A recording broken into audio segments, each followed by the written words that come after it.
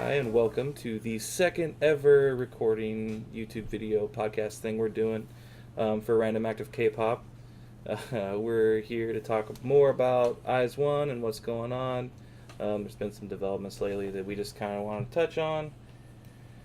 I think for me, most important thing is kind of what's going on with their Japanese producer.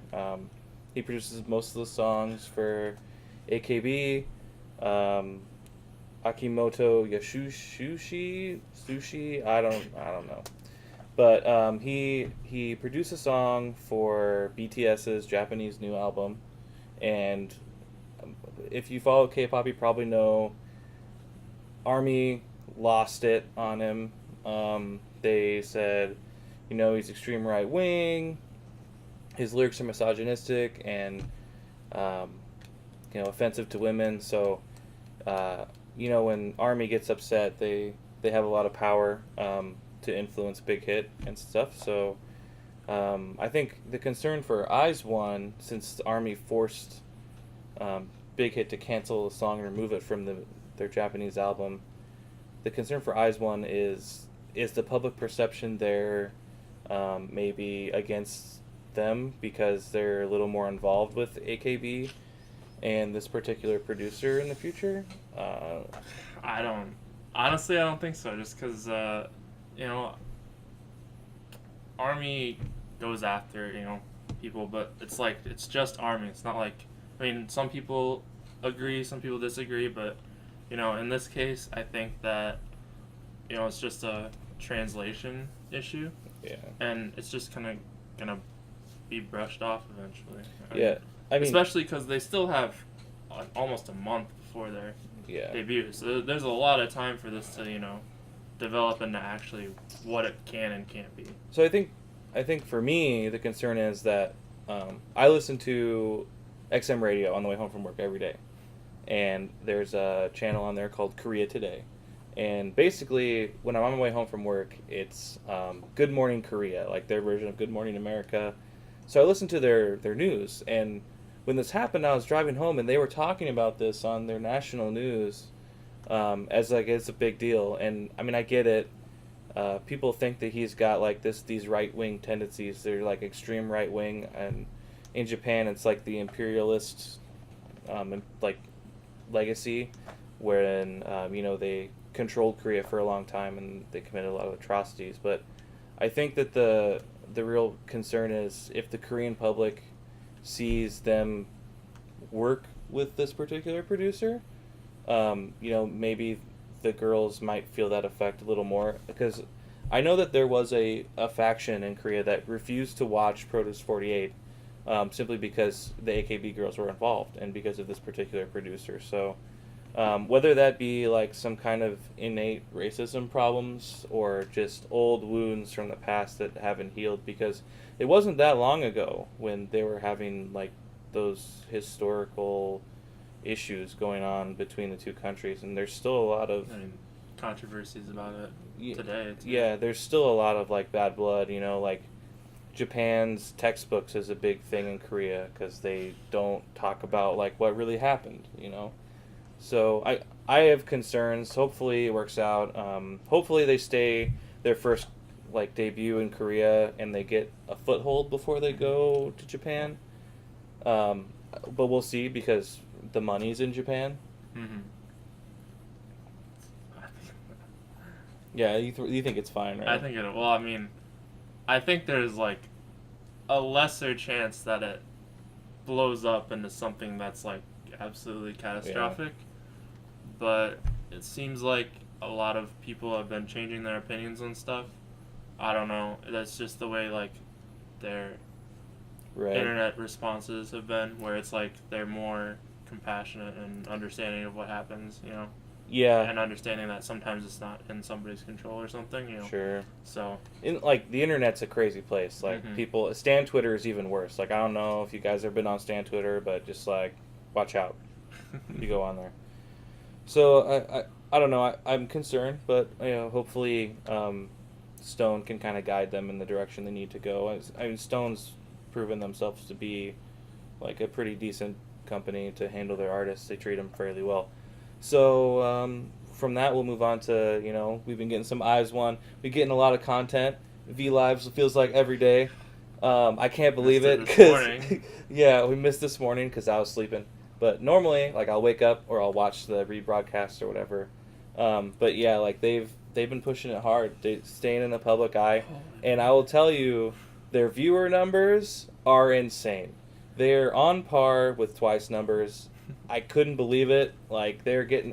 I watched one where they had 100,000 viewers. Yeah, that one on Friday. Yeah. And like 2 a.m. was like, or I guess it was Saturday 2 a.m. Yeah, it was like midnight in Korea. 105,000 viewers or something like that. Yeah, they had 100,000 viewers, which is insane. And so I think it brings a question into what will their total popularity be, because like those numbers are insane, and I'm sure there's a lot of international fans and especially Japanese fans that are tuning in to see the J line because they love those girls. But yeah, I was shocked because if you watched the last podcast, I talked about how I thought that they would maybe get off to a slow start, but if half of those people buy 2 albums a piece, like, that's crazy sales. So yeah, I don't know. It's crazy to think about, but they've been pumping out content so they're content on all platforms. Instagram. Yeah, a lot of photos they're putting up. Instagram, Fan Cafe. They've filmed 2 CFs already, so they're already making that money. So we'll see how it goes. Keeps going, but I think we're gonna get their reality show sometime in late October, and hopefully they debut sometime around the end of October. I mean, they should watch out. I think that's confirmed, right? They should probably. Well, there was a leak, yeah, and we don't know if it was true. But I think if they're targeting the end of October, they need to be careful because we may see it Twice come back sometime in that area, and I mean that's tough competition for any group, even the boys. So we'll see what happens with that. But I think for IZ*ONE, something really cool that's going on for them is Stone has created their own subsidiary, kind of like they did with 101 and Swing. IZ*ONE is getting moved to Off the Record Entertainment. It's a brand new subsidiary of Stone, and they're moving IZ*ONE and Fromus 9 together. And we've seen the same managers that work with Fromus 9. They're working with IZ*ONE now. The one guy in particular that I know really well, because I watch a lot of Fromus 9 content. But yeah, I think it's a good deal for the girls. I mean, because they get a little more kind of specialized. Yeah, more attention. Yeah, they get kind of specialized guidance for a new group. And they're with Fromus, and they're still basically rookies too, so they're just kind of going to go through it together. And the company, it's like the same employees, but they just moved over. They're used to working with those girls. And IZ*ONE moved into Fromus's old dorm, which is way too small. I'm still mad about this. It was too small for Fromus. Well, and then so you have the 12 girls, and then supposedly 2 dogs. Oh too. my gosh. No, so I saw a thing, and it was talking about how Fromus 9's dorm was super luxurious for K-pop idols. It was in the top 4, and I was like, are you kidding me?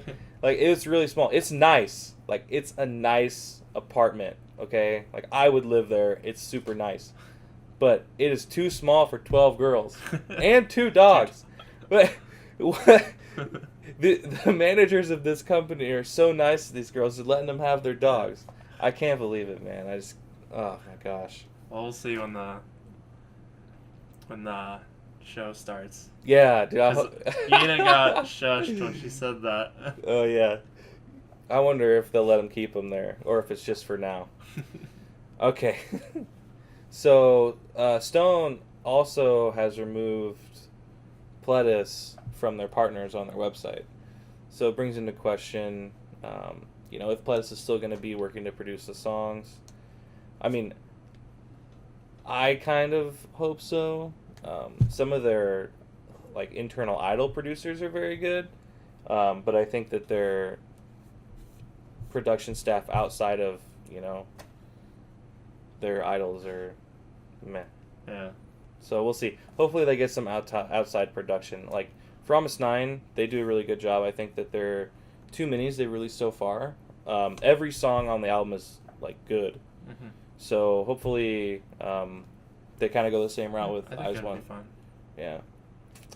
With or without, I think they'll find a way to make it decent. Yeah. So. So next thing, we got official confirmation of a 2.5 year exclusivity agreement for Sakura, Nako, and Hitomi. This is a big deal. I think for Eyes One, because we saw with IOI, we had a subunit. They could only have one full OT11 comeback in IOI because the other girls are always doing stuff for their company's own girl groups. So like Daya, Gugudan, Wikimeki, I think was filming the reality show when IOI was still active. So I think, this is a big deal for the girls, and I'm pretty happy about it. Like this is a big deal because this is what made 101 super successful. Is they had exclusivity for so long, and they were able to keep them together. This is gonna be nuts. So with the exclusivity, the girls did come out, and the J line, they came out and they addressed their fans on their SNS or line, or I don't know what they're using, but I think the girls themselves they are sorry that they won't see their fans as much from the AKB days. And the thing is too that they've also said that this is such a gamble too. You know? But I don't know. I think they're committed. Like they've said, like I've seen Sakura like translated stuff saying that she's like committed because she wants to come back better. For AKB. So. Yeah, and the translation says that she's talking about she's going to carry her pride as an HKT48 member. So when she works overseas, she can like represent Japanese idols in a better way, to kind of bridge that gap between the idol cultures, and she's also kind of towards the end of her career in AKB. So I think Sakura's taking the least risk out of the three J-Line girls, to be honest. I think that she was getting towards the end of her career anyway. She's taking a leap of faith into Korea, and she's already incredibly popular. And we did see I see stuff from her where she's concerned that she'll lose her fans, and I think that is a viable concern with AKB because those fans are AKB fans. They're not. But I think the difference kind of is that she's not taking a break from making content like how some of them they fall don't out just of disappear. making content. She's actually they'll have something to support if they do support her, and from what I've seen is that a lot of them are starting to make the change to follow them wherever they're gonna go in Korea. Because they know that they'll come back eventually. Yeah, I think that especially Sakura's fans, because they seem very loyal. Man, they might sell a ton of records in Japan. This might be nuts. We'll see what happens. I think that the person taking the biggest risk is Hitomi. Honda Hitomi. She's young, talented, already making progress to moving towards the top of the AKB, rankings and things like that. It wasn't that long ago that she was made a full-time member of AKB, too. Yeah, so I think that, her teammate membership was big for her, but I think that produce was way important for her to, shoot up the popularity ladder of AKB. That girl can dance, man. Whew. But yeah, she in her statement to the fans, she talks about how she kind of wants to put all her effort into this, and she would be really happy if her fans would still support her, even when she's promoting in Korea. So I think after 2.5 years, Hitomi may go back to AKB and be incredibly popular. It may be a better situation for her to go back. I think Sakura may not. I think she may just retire at the end. She could. Yeah. And then we have the middle of the road. We have Ibuki Nako. So in her statement, she kind of talked about how she was sad that she couldn't continue to be part of AKB, but she didn't want to be working for each group like halfway and not giving her all for one thing. I think Nako, I mean, she could have continued to rise in popularity, but at the same time, I think that this is a good opportunity for her because she gets to kind of explore what it is like as an idol in Korea. Well, you know, and like she mentioned it, like this is potentially and probably a change for the better, you know, for as an idol, you know. Yeah. You learn a whole lot more and you just get better. Right. She was at what you do. Yeah, she was so cute. She said that she hopes her fans don't change their bias. That's really funny. Don't worry, Nako. I don't think they'll change. You're adorable. But yeah, I think that the 2.5 year exclusivity is huge for Eyes One. I'm really happy about it. Can't wait to buy all their stuff. If they have a concert tour, I'm planning on going. So I hope you're ready to go. Like we're gonna fly to Korea and we're gonna go see them. So. Oh, we need new passports too. I mean, that's easy. That's the easy part, man. Yeah, I'm down. So, I mean, outside of our Eyes One content, we'll move on and we'll talk about something that's near and dear to my heart as a JYP stan, and it hurts inside a little bit because I was ready for the new girl group. We have Somi, Jeon Somi, leaving JYP. Looks like it was a mutual agreement to part ways, and she's joined a YG affiliate, the Black Label, which is Teddy's managed label. And while that's all great and good, from my perspective, I don't like seeing them go. I'm not happy about her going to a YG label. Literally anywhere else I would have been fine with. Literally anywhere else. I mean, for me, it's better than just going to YG, you know?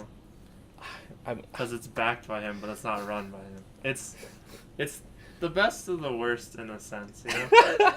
Oh, okay, so here's a turd, but there's a bunch of turds, but this one is the least smelly.